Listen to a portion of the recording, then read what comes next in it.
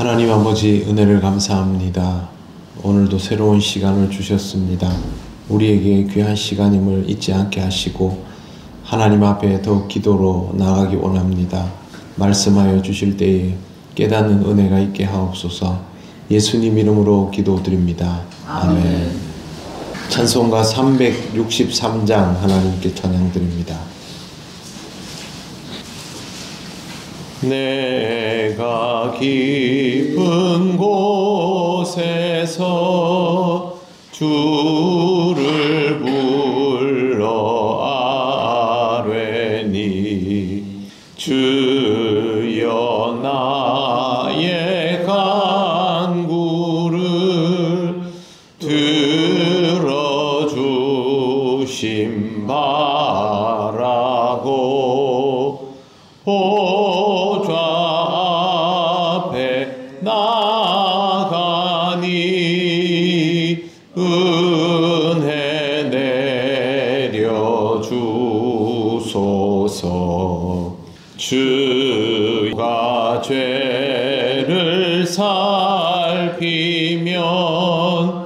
누가 능히 서리요.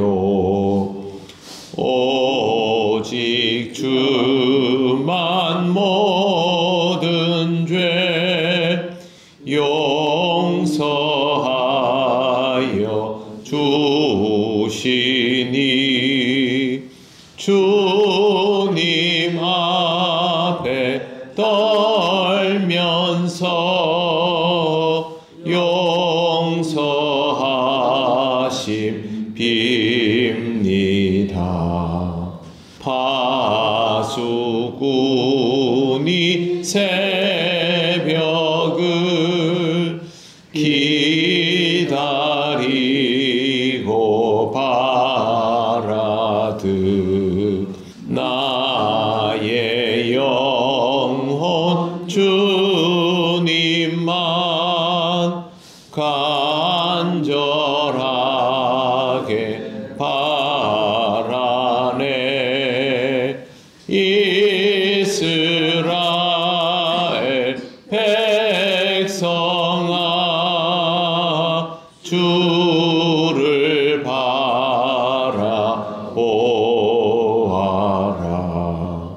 주의 크신 은혜와 그의 능력 바라라. 주의 깊은 은총에 우리 구원 있으니 변함없는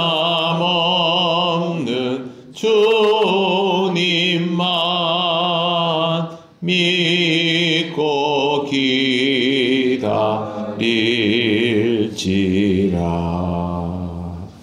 아멘. 하나님 말씀 요한계시록 2장 9절 10절입니다.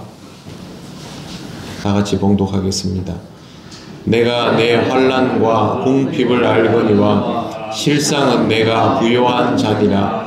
자칭 유대인이라 하는 자들의 비방도 알거니와 실상은 유대인이 아니요 사탄의 회당이라. 너는 장차 받을 고난을 두려워하지 말라.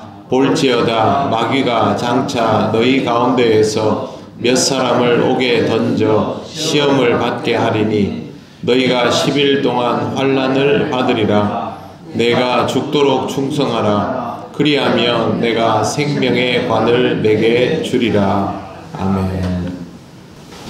네, 오늘 말씀 첫머리에 보면 어제 우리가 이제 환난과 궁핍에 관하여 함께 말씀을 나눴습니다. 서머나 교회가 경제적으로 어렵지만 실제로는 부요한 교회다라는 말씀이었습니다.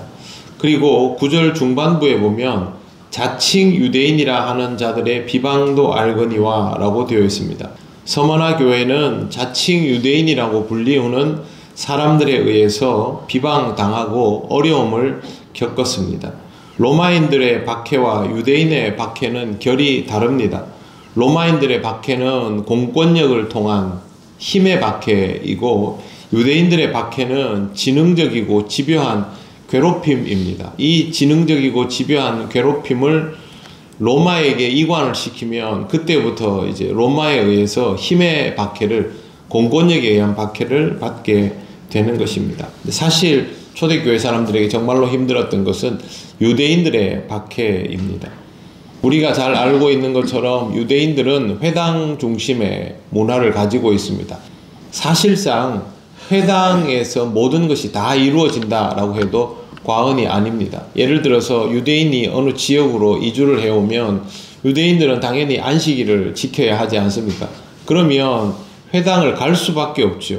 그런데 그 회당에서 새롭게 오는 유대인에 대하여 성향을 보고 자기들이 회원으로 받아들일까 말까를 결정해 버린다면 꼼짝을 못하게 됩니다. 그리고 그렇게 해서 모인 유대인들은 당연히 세력을 이루게 되죠. 이렇게 세력을 이루는 사람들이 머리를 써가지고 로마 행정부에다가 영향력을 행사하고 기독교인들에게 다른 이제 모함을 해서 고발을 하면 로마는 당시가 굉장히 오래전이라도 나름대로 행정력이 갖추어진 곳이기 때문에 여기에 대한 처리를 하게 되는 것이죠. 하다 보면 뭐 이렇게 저렇게 구실을 만들고 또 뇌물을 넣고 뭐 이런 식으로 하다 보면 결국 교인들이 박해를 당하는 상황에 이르게 되는 것입니다.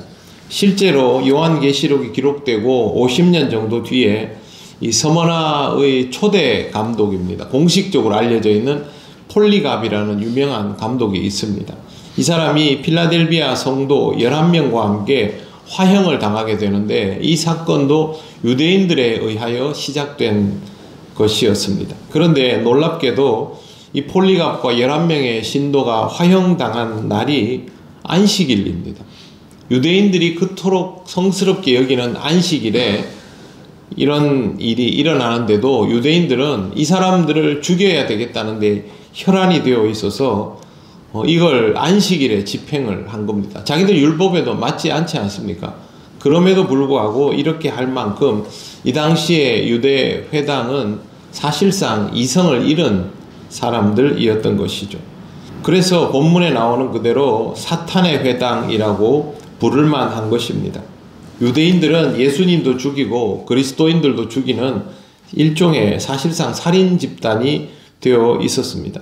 회당이 하나님의 회중이 모이는 곳이 아니라 사탄의 회당이라면 아무리 하나님의 이름을 거론한다 할지라도 하나님과는 아무 관계가 없는 그런 집단에 불과합니다. 지난 주일에 제가 말씀드린 세속화가 바로 이런 의미일 수밖에 없습니다. 하나님의 말씀을 따르지 않는 공동체는 하나님과 아무 상관이 없고 쓸모도 없을 뿐만 아니라 변질되면 사탄의 회당이라 불리워지게 됩니다. 사탄의 회당, 사탄의 교회, 정말 안 될 일 아닙니까? 우리가 자주 쓰는 표현은 아니지만 정말 그리스도인이 말도 안 되는 짓을 하면 마귀짓을 한다라고 하는데 지금 이 유대인들이 회당을 통해서 하고 있는 짓이 바로 그런 짓입니다. 사람은 이럴 수 있습니다. 서로 싸우거나 교회의 본질인 복음 증거가 아닌 다른 것들을 위하여 이익 집단으로 변하거나 어떤 식으로든 복음을 전하는 데 도움이 안 되고 방해가 된다면 결국에는 그렇게 사탄의 회당 같은 집단이 될 수 있습니다. 그리고 회당이 이렇게 가도 일부 유대인들이 여기에 대해서 이거 옳지 않다라고 생각할 수 있지 않습니까? 그래도 아무 말 못합니다. 왜 그러냐 하면 이 공동체가 가지고 있는 위력 자체가 유대인들에게는 생존과 결부되어 있는 것이죠. 만약 여기에 반기를 들으면 그 지역의 회당에서 회당장이나 아니면 유력자들이 그 사람을 따돌려 버리면 이 사람은 그때부터 회당에만 못 나오는 것이 아니라 이방 땅에서 유대인들의 생존이 상부상조인데 상부상조도 안 되는 것이죠. 생업을 할 수가 없는 상황이 되어버립니다. 그래서 이런 것들을 구실로 삼아서 유대 회당의 지도자들, 특히 그리스도교를 박해하고자 하는 사람들은 마음 놓고 그런 일들을 자행하게 되는 것입니다. 회당은 스스로 정화되어야 했던 것이고 교회도 스스로 정화되는 기능을 가지고 있어야 합니다. 자정작용을 못하는 교회는 쓸모없어진다라는 것을 꼭 기억해야 합니다. 10절은 교회가 받을 고난에 관한 것인데요. 오늘은 이 부분만 보겠습니다. 너는 장차 받을 고난을 두려워하지 말라. 주님은 우리에게 이렇게 말씀하십니다. 고난을 피하게 해줄 것이다가 아니라 두려워하지 말라입니다. 아이가 치과에 가는 걸 무서워합니다. 그러면 엄마가 아이에게 안 가도 된다라고 얘기하는 것과 괜찮을 거야 라고 얘기하는 건 완전히 다른 것이죠. 괜찮을 거야 라고 얘기하는 거는 너 가서 치료해야 된다라는 뜻이죠. 두려워 말라라는 건요, 고난 받아야 된다라는 뜻입니다. 그리스도인에게, 교회에게 고난은 필수적입니다. 받을 수도 있지가 아닙니다. 필수적입니다. 왜 그러냐면 세상이 교회와 다르기 때문입니다. 우리가 바른 길을 가려 할수록 어려워지게 되어 있습니다. 그렇기 때문에 고난은 필수적이고, 우리가 복음을 전해보면 바로 어려움을 느끼지 않습니까? 그리고 세상 속에서 그리스도인다운 가치를 가지고 말하거나 행동해보면 바로 벽에 부딪힙니다. 그 사람들과 비슷하면 별 문제 안 생깁니다. 달라지면 그때부터 문제가 생기게 되는 것이죠. 하나님은 선을 지향하고 세상은 그 선에 맞서는 악한 마귀 사탄에 의하여 자신들도 모르는 사이에 주도당하고 있습니다. 세상은 복음을 모르고 복음적인 방법도 사용하지 않기 때문에 복음적으로 길을 가는 교회는 힘들 수밖에 없고, 주께서 서머나 교회에게 이 말씀을 하시는 이유는 서머나 교회가 지금 가야 할 길을 가고 있기 때문입니다. 제대로 길을 가는 사람에게 그 길을 그리 힘들 것이다, 그러나 감당해라 하는 것이죠. 이 고난에 대하여는 조금 더 묵상을 하게 될 것입니다. 고난을 피하게 해달라는 기도를 할 수 있습니다. 주님도 그렇게 기도하셨지 않습니까? 그러나 우리 기도의 종결은 고난을 피하게 해달라가 아니라 아버지의 뜻대로 하옵소서가 될 수밖에 없습니다. 그리스도인으로 살아가는 것이 쉽지 않다는 것을 우리는 잘 압니다. 그리고 이걸 잊지 말아야 합니다. 불편합니다. 그리스도인으로 사는 것은 힘듭니다. 여러분, 비 오는 이 새벽에 뭐하러 지금 교회에 나오셨습니까? 우리의 삶이 신앙으로 살아가는 것이 쉽지 않기 때문에 나오신 거 아닙니까? 세상 사람들처럼 저렇게 살면 우리가 깊은 고민하지 않아도 되지요. 남들도 다 저렇게 사는데 우리도 그렇게 살아갈 수 있지. 하지만 우리는 남들이 다 사는 저 삶을 살 수 없다는 걸 알지 않습니까? 하나님께 초점을 맞춰야 되고, 다른 사람들보다 좀 더 나은 성품을 가지고 있어야 하고, 결정적인 순간에 저 사람들을 이해하고 용납할 수 있기까지 하며, 그럼에도 불구하고 그들에게 복음을 전해야 하는 것이 우리들이기 때문에 우리는 좀 더 고민스럽고 어렵다고 느끼는 것입니다. 그래서 여러분, 오늘도 기도로 하루를 시작하시지 않습니까? 여러분의 삶 속에 그리스도인이기 때문에 경험하게 되는 고난이 있습니다. 우리가 교회이기 때문에 경험하는 고난이 있습니다. 우리가 잘못해서 하는 거는 하나님 앞에 회개하고 고치면 됩니다. 잘해도 고난받을 수 있다는 것이죠. 그것을 대비하시기를 바랍니다. 그래야 우리가 좀 더 그리스도인답게 살아갈 수 있습니다. 오늘도 주님과 함께 살아가시기를 바랍니다. 기도드리겠습니다.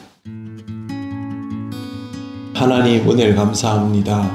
우리에게 고난이 있다는 것을 알지만 하나님께서 우리를 존중하고 믿어주시기에 우리에게 그 짐을 맡기시는 것도 잊지 않습니다.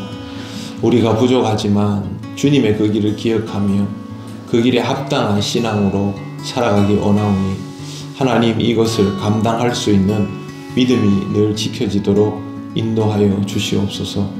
오늘도 우리 통일교회 모든 성도들 각자의 자리에서 살아갈 때에 그리스도인이라는 사실을 잊지 않게 하시고 교회로서의 모습을 지켜나가게 하옵소서. 오늘의 모든 일을 주님께 맡기오며 예수님 이름으로 기도드립니다. 아멘. 하늘에 계신 우리 아버지, 아버지의 이름을 거룩하게 하시며 아버지의 나라가 오게 하시며 아버지의 뜻이 하늘에서와 같이 땅에서도 이루어지게 하소서. 오늘 우리에게 일용할 양식을 주시고 우리가 우리에게 잘못한 사람을 용서하여 준 것 같이 우리 죄를 용서하여 주시고 우리를 시험에 빠지지 않게 하시고 악에서 구하소서. 나라와 권능과 영광이 영원히 아버지의 것입니다. 아멘.